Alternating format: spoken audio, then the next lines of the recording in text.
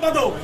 আজকে 14 বছর যে বুকে ব্যথা নিয়ে বেড়াচ্ছে আমার ভাইকে খুনি, সিরিয়াল খুনি শেখ হাসিনা জেলখানায় ঢুকে নিজ হাতে জবাই করে হত্যা করেছিল। সেই কথা বলতে পারিনি, আমার ভাইয়ের নাম উচ্চারণ করতে পারিনি।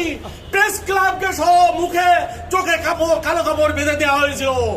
আজকে আপনারা সেই সুযোগ এনে দিয়েছেন, সেই জন্য আজকে আমি এই কথা বলতে চাই যে আমার ভাইয়ের বিচার, আমার ভাইয়ের হত্যার বিচার চাই।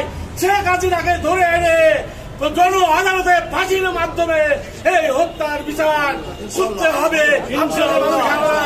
আর আমার ভাইয়ের নামটা আপনারা জানান, আমার ভাই জাতীয় বীর মেজর ফজলুল হুদা, জাতীয় বীর মেজর ফজলুল হুদা, জাতীয় বীর মেজর ফজলুল হুদা।